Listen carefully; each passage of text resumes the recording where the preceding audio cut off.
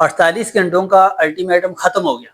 America एक बड़े हमले की तैयारी में है। अब टुसार बम या B-83 बम या के मुआब बम जो इसको मदर ऑफ बम कहा जाता है, या के GBU-57 बम जिसको जेर जमीन बंकर और जेर जमीन जखायर को तबाह करने के लिए इस्तेमाल किया जाता है। ये सारे खतरात सर पर हैं। ईरान को दिया गया अल्टीमेटम एंड हो गया, सदर ट्रंप गुस्से में है और ये सारा असला मशरिक वस्ती में जमा है। टुसार बम एक ऐसा बम है कि जो एक पूरे बड़े शहर को तबाह कर सकता है, और ये बम शुरू में रूस के पास, लेकिन इसके बाद जो बड़ा बम है जो अमेरिका का है वो B-83 बम है कि जो बड़े वसी इलाके पर तबाही फैला सकता है, और ये न्यूक्लियर बम है। इसको B-52 तैयारों के जरिए गिराया जाता है और यह इंतहाई खतरनाक हथियार है। और इसके बाद मुआब बम जो कि मदर ऑफ बम कहते हैं, यह भी आपको पता है कि अमेरिका का बहुत बड़ा हथियार है और इसको भी B-52 तैयारों के जरिए गिराया जाता है। इसके बाद GBU-57 बम है जो कि 61 मीटर जमीन के अंदर जाकर तबाही फैलाता है, और इसको बंकरों के लिए और जेर जमीन रखे गए असला के जखायर, जेर जमीन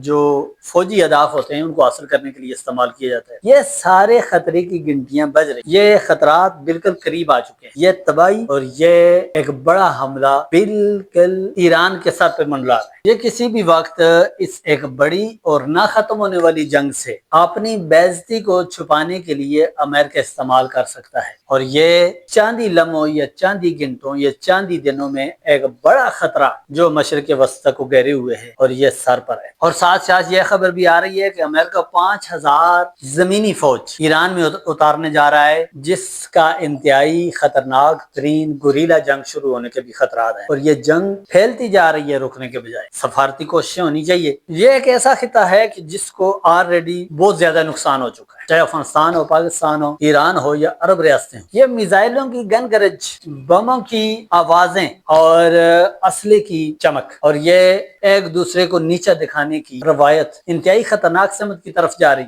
आने वाले वक्तों में जितने मसाइल जो इस वक्त फेस कर रहे हैं हम लोग, चाहे वो पेट्रोल महंगा हो और चीजें CNG के मसाइल हों या और हों, ये जंग अगर बढ़ती है तो ये मसाइल गंभीर होते जाएंगे। इसलिए सफारती कोशिशें होनी चाहिए और सफारती जरिए से इस जंग को खत्म करने के लिए हर मुमकिन कोशिश की जाए। और अगर ये जंग खत्म न हुई तो ये जंग फैलेगी, और जब ये जंग फैलेगी तो आने वाले वक्तों में इन करीब इस्लामी मुल्क इसका निशाना बनेंगे, और मुमकिन है कि चांदी दिनों में एक इस्लामी रियासत इस जंग के ऐसा बन जाए। और जब एक इस्लामी मुल्क इस जंग के ऐसा बन गया तो ये जंग फिर खत्म होने वाली नहीं होगी, बल्कि जंग फैलती चली जाएगी और इसके खतरात बहुत ज्यादा हैं। मेरे ख्याल में इस वक्त दूर रहकर इस जंग का तमाशा देखने का वक्त नहीं है, बल्कि इस जंग को रोकने का वक्त है, और किसी भी जरिए से करके अपने सारी सर तोड़ कोशिशें करके इस जंग को खत्म करना चाहिए। अपनी राय का इज़हार करें कमेंट बॉक्स में और दुआ करें कि अल्लाह सबके लिए सलामती वाला मामला